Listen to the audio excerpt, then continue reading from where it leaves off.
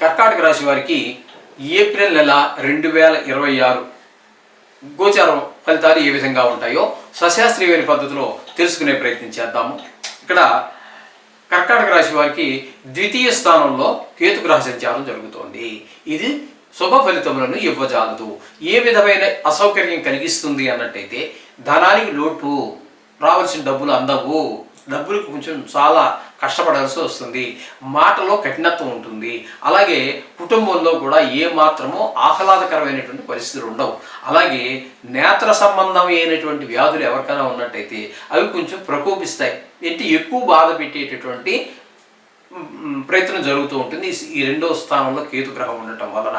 ఇకపోతే ఎనిమిదో స్థానం వరకు మధ్యలో మనకి రెండో స్థానం వదిలితే ఎనిమిదో స్థానం వరకు మధ్యలో ఏ గ్రహాలు లేవు. కాబట్టి ఇక్కడ ఎనిమిదో స్థానం దగ్గరికి వస్తే అష్టమ స్థానంలో 3 గ్రహాలు ఇక్కడ సంచారం చేస్తూ ఉన్నాయి. రాహు మొట్టమొదటి. ఎనిమిదో స్థానం అనేది ఆయుస్థానం. ఈ ఆయుస్థానంలో రాహు ఉండటం మంచిది కాదు. అలాగే బుధుడు 8దో స్థానంలో 9వ తారీఖు వరకు ఉంటాడు, ఆయన పర్వాలేదు.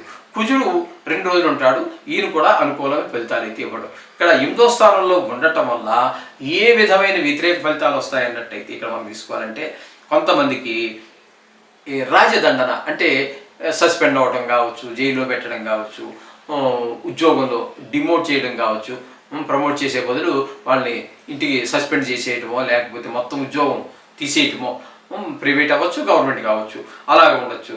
అలాగే పెద్ద దుఃఖం వచ్చేటటువంటి అవకాశం, కష్టం వచ్చేటటువంటిది, ధన నష్టం.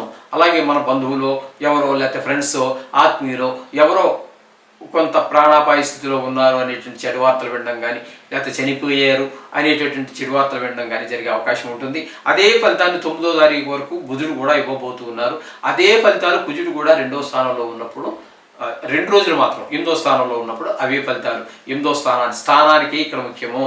అయితే అది ఎంత అనేటటువంటి మూర్తిమత్వం ద్వారా తెలుస్తూ ఉంటుంది. ఇక అక్కడ నుంచి ఇక 9వ స్థానం దగ్గరికి వెళ్తే ఇక్కడ 9వ తారీఖు వరకు ఉన్నటువంటి బుధుడు 9వ స్థానంలో 8వ స్థానంలో ఉన్నాడు కదండి, అక్కడ నుంచి 9వ స్థానంలోకి వెళ్ళిపోతున్నారు బుధుడు. ఆ 9వ స్థానంలో ఆయన శుభ ఫలితాలు అయితే ఇవ్వజాలరండి. ఇకపోతే కుజుడు 2 రోజులు మనకి ఇక్కడ 8వ స్థానంలో ఉన్నాడు, 9వ స్థానంలోకి వచ్చి నెల అంతా ఉంటారు. 9వ స్థానం భాగ్యస్థానంలోకి వచ్చి ఆయన ఇది మనం దేవుణ్ణి ప్రార్థించుకోలేము, తండ్రి గారి యొక్క ఆశీస్సులు మనకు లభించడం కష్టంగా ఉంటుంది, లేదా వారి ఆరోగ్య విషయంలో కొంచెం ఇబ్బందులు ఉంటాయి. అలాగే మన మొర దేవుడికి విన్నవించుకోలేని పరిస్థితులు అంతా కూడా కనిపిస్తూ ఉంటాయి. ఇక ఈ విధంగా ఉంటుంది. ఇక రవిని కనుక తీసుకున్నట్టయితే ఈయన ఇక్కడ 9వ స్థానంలో, అది కూడా ఆయన కూడా తండ్రి గారి విషయంలో కొంచెం ఇబ్బందులు పెట్టడం, ఆరోగ్య విషయంలో, ఇవన్నీ 9వ స్థానంలో ఉన్నటువంటివన్నీ అవే పరిస్థితిలో ఉంటాయి. శని భగవాన్ కూడా అక్కడే ఉన్నాడు, ఆయన నెలంతా అక్కడే ఉంటారు, ఆయన కూడా అదే ఫలితాలు ఇవ్వబోతూ ఉన్నారు. అక్కడి నుంచి ఈ రవి మనకి 9వ స్థానంలో 14వ తారీఖు వరకు ఉన్నారు కదా, అక్కడ నుంచి ఆయన ఏం చేస్తారంటే 10వ స్థానంలోకి వచ్చి మిగతాదంతా అంటే 14 రోజులు పోతే ఇక 16 రోజులు, జనవరి కదా 31 రోజులు అంటే 17 రోజులు అనుకోండి. ఈ 17 రోజులు మీకు ఆయన అనుకూలమైన ఫలితాలు ఇస్తారు. అంటే మీకేమవుతుంది, ఇక్కడ 10వ స్థానం అవుతుంది.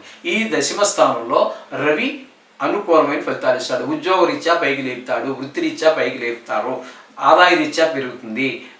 ఆ విధంగా మీకు ఒక ప్రమోషన్ రావటం కానీ లేదా ట్రాన్స్ఫర్ కూడా మీరు అనుకున్న ప్రదేశాలకు అవ్వటం కానీ ఇట్లాంటివన్నీ జరిగే అవకాశం రవి 10వ స్థానంలో ఉన్నప్పుడు జరుగుతాయి. అలాగే శుక్రుడు ఒక 19వ తారీఖు వరకు 10వ స్థానంలో, తదుపరి ఏకాదశ స్థానంలోనూ సంచారం చేస్తున్నారు. ఈయన 2 స్థానాలలోనూ కూడా చాలా చక్కటి ఫలితాలు ఇస్తూ ఉన్నారు. అందుచేత మీకు శుక్రుడు పూర్తి అనుకూలుడు ఏమండి. అలాగే మీకు ఇక్కడ చెప్పాలి అన్నట్టయితే 10వ స్థానంలో రవి అనుకూలమైన ఫలితాలు ఇస్తూ ఉన్నారు, శుక్రుడు పూర్తి అనుకూలుడు. బుధుడు మాత్రం మీకు చెప్పాలి అన్నట్టయితే 8వ స్థానంలో ఒక 9 రోజులు మాత్రం అనుకూలమైన ఫలితాలు ఇస్తూ ఉన్నారు. ఈ విధంగా ఉంది. కాబట్టి ఇక మిథున రాశి వరకు గురువు వ్యయ స్థానంలో ఉన్నాడు, అదొకటి గుర్తుపెట్టుకోవాలి. వ్యయ స్థానంలో ఉన్నప్పుడు ధన వ్యయము ధన నష్టం జరుగుతూ ఉంటాయి. అయితే ఇక్కడ మనం గుర్తించవలసిన విషయం ఏంటంటే ఆయన వ్యయ స్థానంలో ఉన్నప్పుడు మీరు చేసినటువంటి ఖర్చు ఏదైతే ఉందో అది ఉపయోగకరంగా ఉంటుంది. అంటే మీరు ఒక ఇల్లు కొంటారనుకో, స్థలం కొంటారనుకో, లేకపోతే కారు కొంటారనుకో, లేకపోతే పిల్లవాడి చదువు గురించో దేనికో అది ఒక మంచి పని కోసం వినియోగించబడుతుంది ఆ వ్యయం. అది ఒకటి మాత్రం గుర్తుపెట్టుకోవచ్చు, ఇవి పెట్టుకోవాల్సి ఉంటుంది అన్నమాట. ఈ విధమైన ఫలితాలన్నీ గురువు ఇస్తున్నాడు. కాబట్టి కొన్ని గ్రహాలు ప్రతికూలతలు ఉన్నాయి, చాలా ఎక్కువగానే ఉన్నాయి. కాబట్టి కొంచెం మీరు జాగ్రత్తగా ఉండడం అంటే మరీ లేదండి. మాట్లాడేటప్పుడు కొంచెం మాట ద్వారానే కదండి శత్రుత్వం పెరిగినా మిత్రత్వం పెరిగినా. అందుచేత మాటను జాగ్రత్తగా వాడుకోండి. అలాగే ధనాన్ని కూడా తర్వాత అప్పులు పాలయ్యి ఎడాపెడా ఖర్చు పెట్టేశాము, ఆదాయం ఎంత వ్యయం ఎంత మనం ఉగాదికి చెప్పుకున్నాం కదండి. వాటిని కూడా దృష్టిలో పెట్టుకోండి. ఉగాది ఫలితాల్లో మనం ఆదాయ వ్యయాల గురించి చెప్పుకున్నాం కదా. దాన్ని బట్టి ఎక్కడ కొంచెం జాగ్రత్తగా ఉండాలి. ఆదాయం అసలు ఇప్పుడైనా సరే లెక్క ఉండాలండి మనిషికి. ఆదాయం ఎంత వస్తుంది, వ్యయం ఎంత ఖర్చు పెడుతున్నాం అనేది లేకుండా, ఒక ప్రణాళిక లేకుండా వెళ్తే మాత్రం ఖచ్చితంగా ఎవరైనా ఇబ్బందులు పాలు అవక తప్పదు. కాబట్టి మాట కూడా జాగ్రత్తగా మాట్లాడండి. అలాగే ధనాన్ని కూడా చూసి ఖర్చు పెట్టండి. ఎక్కువ గ్రహాలు ప్రతికూలంగా ఉన్నాయి కాబట్టి ఈ యొక్క కర్కాటక రాశి వారికి తగు జాగ్రత్త తీసుకుంటూ మీ ప్రయత్నంలో లోపం లేకుండా మీరు ప్రయత్నం చేయండి. చేసిన తర్వాత నవగ్రహ శ్లోకాలు రోజు చదువుకోండి. తప్పనిసరిగా మీకు కొంత ఉపశాంతి లభించడం జరుగుతుంది.